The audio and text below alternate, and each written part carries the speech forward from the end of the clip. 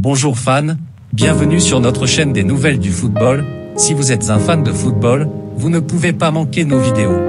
N'oubliez pas de vous inscrire à notre chaîne et activer la cloche de notification pour ne rien manquer de nos mises à jour. Maintenant, passons aux choses sérieuses.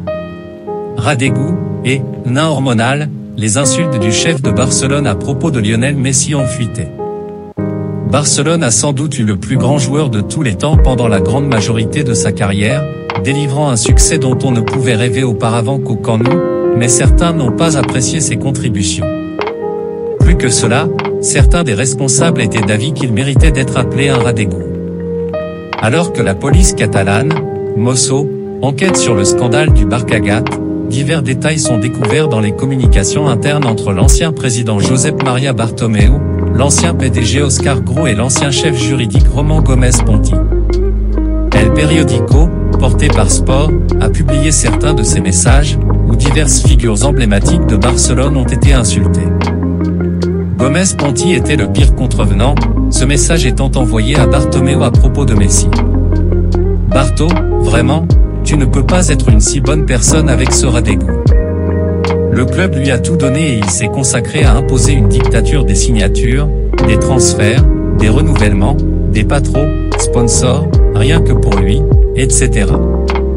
Je ne pourrai jamais le faire, mais Pinto, le renouvellement de Suarez, et celui de Jordi Alba, ou la commission de renouvellement de Fati, Rodrigo Messi, agent? Doit-il s'ajouter aux chiffres de son contrat? Partenaire d'un trafiquant de drogue. Et surtout l'accumulation de chantage et d'impolitesse que le club et nous qui travaillons avons subi de la part de ce nain hormonal qui doit la vie au Barça.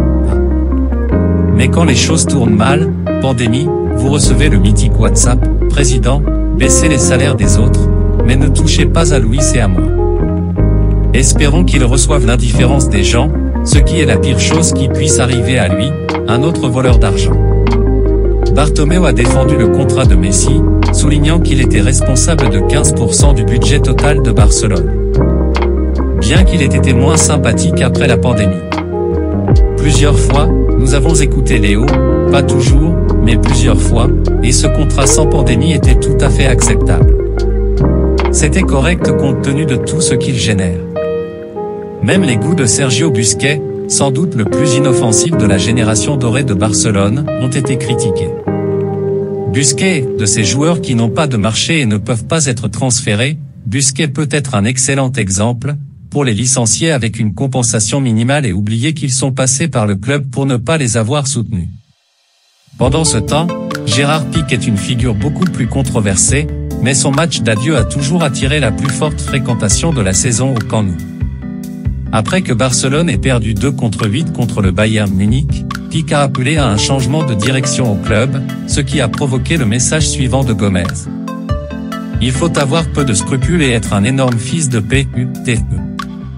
Il semble que Gómez Ponti manquait également de scrupules dans ses relations professionnelles.